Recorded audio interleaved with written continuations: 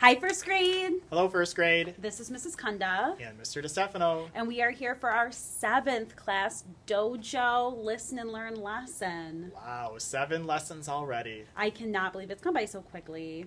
It has, but we still miss you. Oh, yes. It's not the same without you guys. It's not been the same without you. Hello to Mrs. Kunda and Mr. DeStefano's group of friends. A special shout out to Mrs. B, Mrs. Parada, and Mrs. Sullivan's classes. So good of you guys to join us, too. Yeah, so welcome, and we're continuing with our Fairytales unit. If you remember, last time we ended with a cliffhanger. We did. It means the story wasn't continued and you had to turn into this lesson to find out what happens. So we were reading Jack and the Beanstalk, which is a fairy tale, and fairy tales are a kind of fiction story, and the word fiction, what does the word fiction mean, Mrs. Conda? Well, when I think of fiction, I remember that it has that f sound in the beginning, just like the word fake. So a fiction story is make-believe or fake. That's right. And fiction stories, all fiction stories, or most fiction stories, have things like characters who are the people or animals in the story. So if you remember, a character in the last, or in part 1 of the story was Jack and the giant's wife. And there's also a setting, and sometimes there's more than one setting. A setting is where and when the story takes place. So from the pictures, I could tell that the story seems like it took place a long time ago. The setting there were several different settings because there was Jack's house. Yep, and then there was a castle in the clouds. Yeah. I think even when Jack met the man, he kind of was on the road. He was on the road in the kingdom. Right. So there's like three different settings from that story. So you can have multiple settings in one story. And then fiction stories have a problem. Something is wrong in the story. So let's think about that, boys and girls. What do you think the problem was in part 1 of this story? Well, I thought there was kind of a couple problems. The first problem is that Jack was supposed to go and buy and sell the cow. And instead of selling the cows, he traded the cow for beans. And then another problem was that Jack is in a castle that belongs to a giant, and the giant is coming home.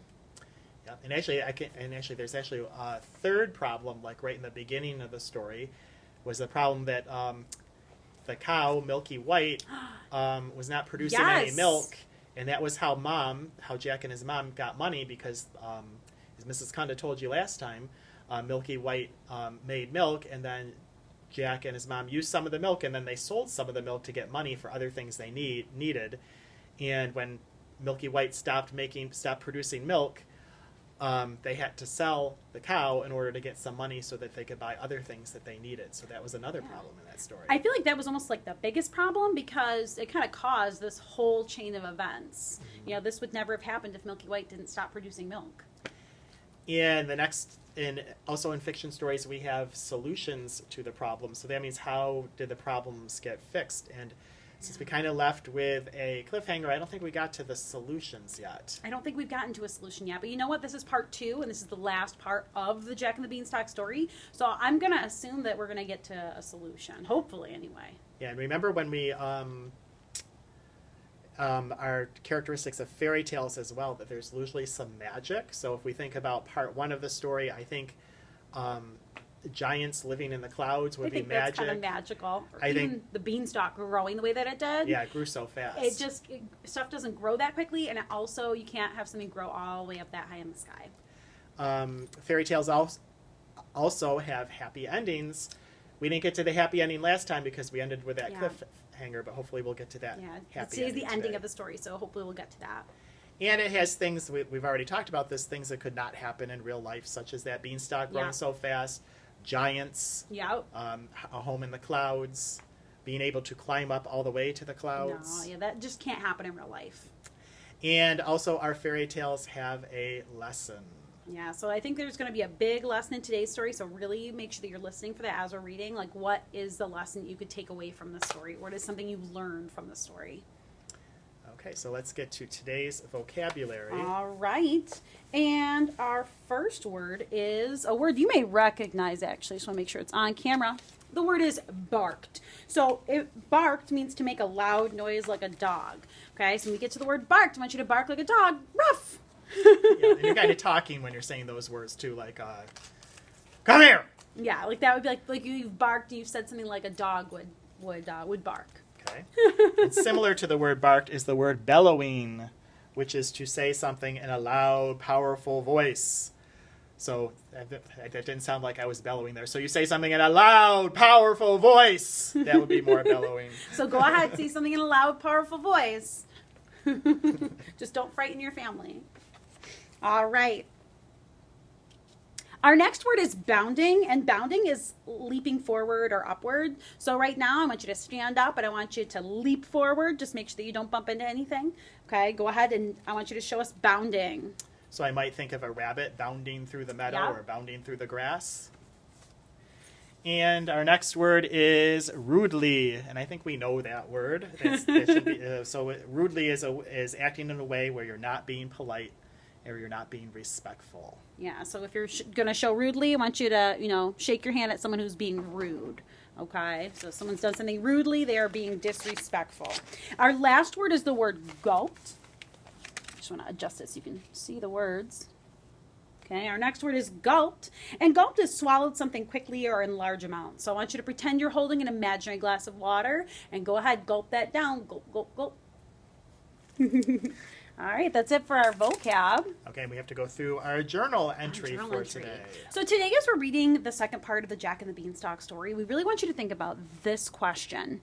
Do you think it was right for Jack to take things from the giant? All right, so obviously something's going to happen in the story where Jack is going to take some things from this giant, and we want you to know, was that right of him to do? So when you write your answer, you can use words from the question in your answer. So you could say, it was right for Jack to take things from the giant because, and then you can continue. Or you can add the word not and say, it was not right for Jack to take things from the giant because, and then finish your answer that way. And try and pull something from today's story that would prove that, yeah, it was right for Jack to take something from the giant, or no, it was not right for Jack to take something from the giant. Tell us what in the story makes you think that. Okay, so that's kind of your brain stretch for today's story. So as we're reading, think about your journal question, think about those characteristics of fairy tales and characteristics of fiction stories. Yeah, and pay attention to see if you hear any vocabulary words and play along with us. Okay, we ready? So what was happening when we left off last time? Well, last time Jack had obviously, like, he sold the cow, or not sold. He traded the cow for some beans. His mom was angry, threw the beans out the window, and a beanstalk grew in the garden. And so Jack saw it and climbed up there.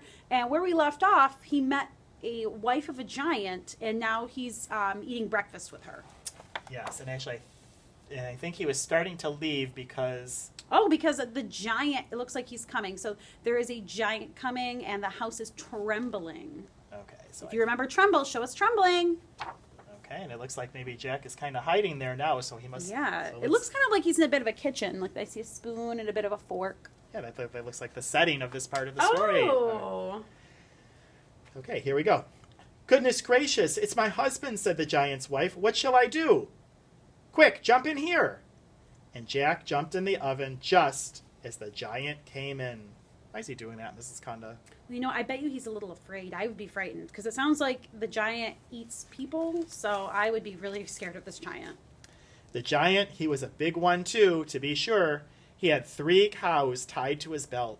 He threw them down on the table and said rudely to his wife, show us rudely. Yeah, shake your finger at someone being disrespectful.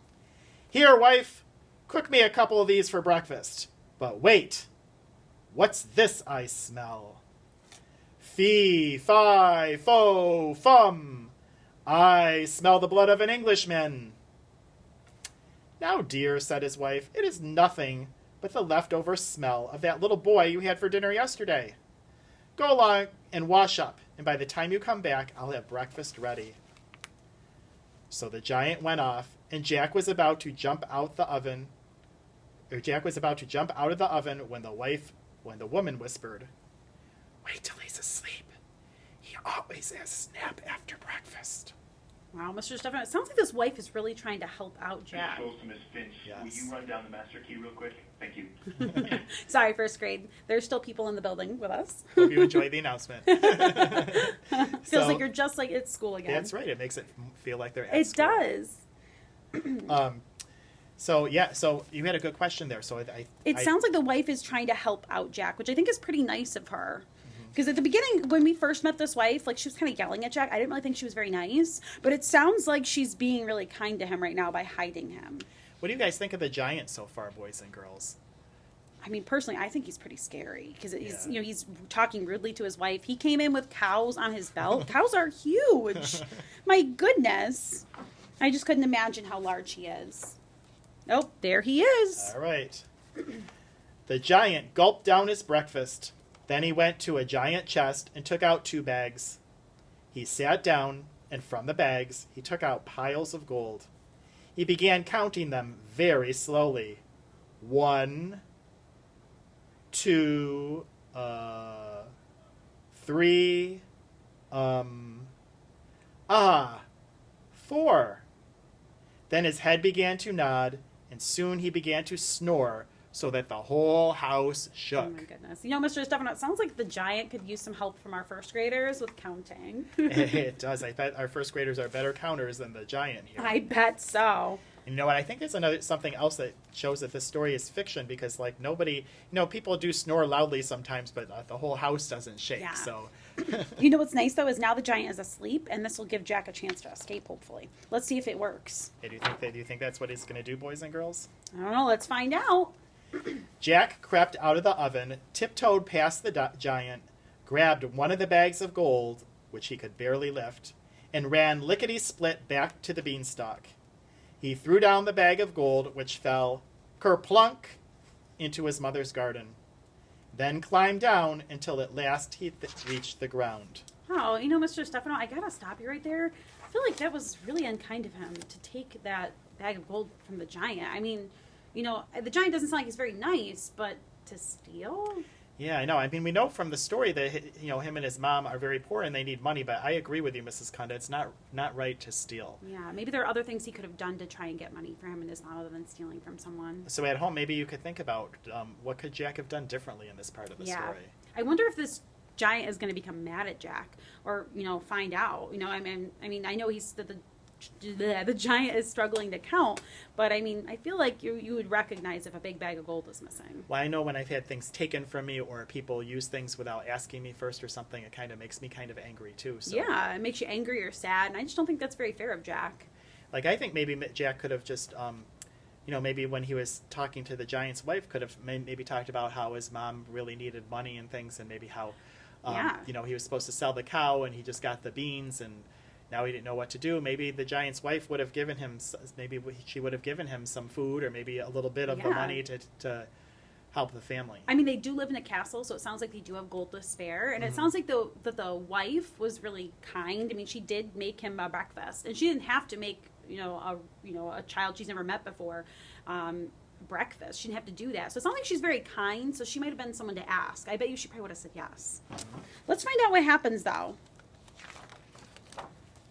Okay, Jack crept out of the oven, tiptoed past the giant, grabbed one of the bags of gold, which he could barely lift, and ran lickety-split back to the beanstalk. He threw down the bag of gold, which fell kerplunk into his mother's garden, then climbed down until at last he reached the ground. And I think I read that already, but you got to hear it again. That's okay. Jack back home. Okay, so notice our setting has changed. Now he's back at his home. Ooh, it looks like his home's got a little fancier. Yeah, I know. I'm surprised since they didn't have any money. I was just thinking that as I was looking at the picture. It does not look like that they're as poor as I had thought based on what we had heard before. Well, you know what? Perhaps though they've used in this picture they've already used some of the gold. Let's find out. Okay. Well, Mother, he said, wasn't I right about the beans? They really are magic. How do you think his mom's going to answer him? Oh, I don't know. She might be very surprised, or maybe she won't believe him. For a while, Jack and his mother bought what they needed and a little more with a bag of gold. I think you're right, Mrs. Kunda. Yeah. I think that's why the house looks so nice. That's why it's always good to look at those pictures, too, before you're reading, because it kind of gives you a couple ideas to think about as you're reading through the story. Yeah, that's a very good strategy, Mrs. Kunda. I mean, look at the house has gotten, looks like they've got gold on the floors. They have beautiful drapes. They have beautiful new furniture. And look at his fancy clothes, even the mother. Wow. But at last, the bag was empty. So Jack made up his mind to try his luck again at the top of the beanstalk. He climbed, and he climbed, and he climbed, and once again, sure enough, there was the great tall woman standing on the doorstep of her house. And once again, he asked for something to eat. So what do you think Jack is going to do now that he's back in the giant's castle? You know what, Mr. Stefano? I'm kind of worried because last time he was up there, he, asked for breakfast, and then the giant came home and then he stole from them. So it's kind of making me wonder if he's going to do the same thing, because it sounds like he's following that same pattern again. Let's find out. Go away, boy, said the woman, or else my husband will eat you up for breakfast. But say, aren't you the youngster who came here once before?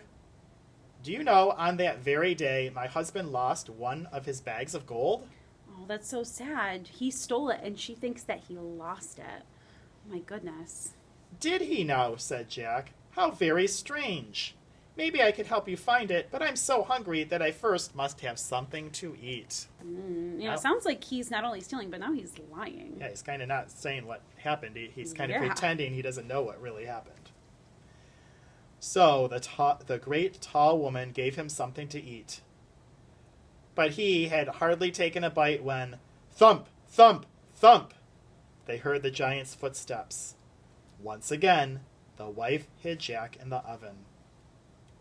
It all happened as it had before. In came the giant bellowing, fee, fi, fo, fum. Then, after gulping down 3 broiled oxen for breakfast, the giant said, Wife, bring me my hen and my golden harp. Oh my goodness. It really is following that same pattern. He went up the beanstalk, he met the wife, she made him breakfast, and that giant has come back again. Yeah, do you think it was a good decision for him to go back? Mr. Stefan, I'm really thinking that it's not a good decision for him to go back because he's already stolen once from the giant, and I think if the giant finds him, he's going to be very upset. I know, especially after the giant's wife was so kind to him, making him breakfast and everything. Yeah, and also helping him hide so that, the giant, Yeah. so that the giant wouldn't get him. This is really getting me to think about our journal entry. That do you think it was right for Jack to take things from the giant? So, really be focusing and paying attention. Do you think that what he's doing is right? Because he's going up there with every intention of, looks like, stealing again. So you could say it was right because, and then finish your answer, or I do not think it was right for him to steal from the giant, and then tell us what you think. All right, let's find out what happens. And remember, send us a picture of it on Dojo, or Yes. type it into Dojo, or somehow let us know what We love seeing your answers. Yes, we'd love to see it. All right, back to the text. Okay, the wife brought them. The giant looked at the hen and barked, Lay! And the hen laid an egg, all of gold. Then the giant looked at the golden harp and said, Sing! And the golden harp sang beautifully. And it went on singing until the giant fell asleep and started snoring like thunder. My goodness. This giant sounds really scary, Mr. Stuff, and I have to say that he doesn't sound very kind. Yeah, he's very rude. Yeah, he is very rude. He's not even kind to the things that he's not kind to his wife. He's not even kind to the things that live in his house, like the hen. Bellowing and barking those orders. Yeah, he sounds very rude. Oh, by the way, I wanted to talk about, that harp, he said sing, and the harp started singing. It sounds kind of magical, doesn't it? Yeah, because if you think about it, a harp is a magical instrument, or magical. A harp is a musical instrument. And if you think about any musical instruments, if you were to look at the musical instrument and say, like a piano, and say, hey, play, the piano isn't going to listen to you and start playing. So think about that. Musical instruments need people to play them in order to work. So there, yet again, fairy tales, magic. Yeah, and in real life, can a farmer go up to a hen and say lay, and the hen will lay an egg? It doesn't work like that. The hen makes the decision of when to lay its eggs. Those are such good points, Mr. Stefano. So Jack sneaked out of the oven and crept like a mouse on his hands and knees. Then he crawled up the table, grabbed the hen and the golden harp, and dashed toward the door. But the hen began to cluck, and the harp called out, Master! Master! The giant woke up just in time to see Jack running away with his treasures. Oh my goodness. Uh-oh. So it kind of makes me nervous for Jack right here, but it also makes me wonder again about that magic, because the harp yelled out, Master, Master. So the harp is talking. Can musical instruments talk, Mr. Stefano? Yeah, no. Can they speak English, Mrs. Conda? I certainly don't think so. So I think that's a magic again happening in this fairy tale. Jack ran as fast as he could, and the giant came bounding. So he's kind of hopping after him. and would have caught him, only Jack had a head start. When Jack got to the beanstalk, he climbed down as fast as he could. The giant reached the beanstalk and stopped short. He didn't like the idea of climbing down such a ladder, but, like it or not, the giant swung himself down onto the beanstalk, which shook with weight. Wow. So this kind of takes me back to that journal entry and whether or not it was right of Jack to do that. You know, it's really causing Jack a lot of problems. And now this, giant is going right down the beanstalk with him. It's kind of making me wonder if that's very safe. And I wonder if Jack didn't steal things like the harp and the hen from the giant, would the giant have kept chasing after him, like all the way down the beanstalk? Yeah, I mean, he had 3 oxen, and an ox is a lot bigger than a child, so I would think he'd be hungrier for the ox than he would for a child. So I'm almost wondering if he would have let Jack go. Let's find out. So that's that kind of makes me think of our lesson. Like, Mm-hmm. I mean, our lesson for this story seems to me to be do not steal. So I mean, like maybe if he wasn't stealing, he wouldn't be bringing these problems down to his Because home. I mean, if the giant is going down the beanstalk, where is the beanstalk? It's right in his garden. That's right by his house. This giant is aiming for his house right now. Uh-oh. That's a big problem. I wonder what his mom is going to do. If I were her, I'd be terribly frightened. By the time Jack had climbed down and reached home, "Mother," he cried, "give me an axe and hurry!" His mother came running out with the axe in her hand. She ran with Jack to the beanstalk, and then she screamed with fright as she saw the giant making his way down. Oh, and he even, not only is this giant, aiming for his house, but now he's frightened his poor mother. That doesn't sound like a very nice thing for a child to do to their mom. All because he stole things. All because he was stealing. That doesn't sound very nice at all. He just caused his mom a lot more problems than she had before. Yes. Jack swung the axe and gave a chop at the beanstalk. The giant felt the beanstalk shake, and he stopped to see what was the matter. Jack gave another chop, and another, and another, and the beanstalk began to topple over. Then the giant fell down and broke his crown, which is the back of your head. Ah, that's good to And know. the beanstalk came tumbling after. Mr. Stefano, that kind of sounds like the like that nursery rhyme, Oh, yeah, Jack and Jill. Oh. If you remember that was something you read about in kindergarten. All right, let's find out what's going to happen, though. This is still pretty scary, Mr. Stefano. It sounds like Jack he's got a sticky situation on his hands. Sounds like he might be free from the giant if the giant fell down and broke his Yeah. crown. So let's see.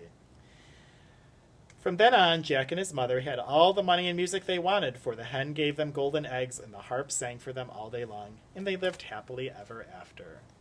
All right. So did we get our happily ever after? We did get our happily ever after, but it really kind of makes me wonder, was this worth it? Because to me, the lesson of the story is don't steal. Mm-hmm. And it sounds to me like by stealing, he caused his family a lot of trouble that he didn't need to cause. And the poor hen and the poor harp have to live in a different home for the rest of their days. So it doesn't sound like a very happy ending for them. So you notice our setting has changed back into Jack's home. Yes. So I think we talked a lot, as we were reading, we talked a lot about the magic and what cannot happen in real life. So maybe we don't need really to talk did. about Yeah, that again. I think we kinda did our that. boys and girls at home know that already. So let's get into take a look at our questions and see if we have anything else to ask you. So, Mr. Stefano, what does the giant's wife tell Jack to do in the beginning of this part of the fairy tale when the rude giant comes to the house to gulp down his breakfast? I think she says that he should hide because the giant was coming after him.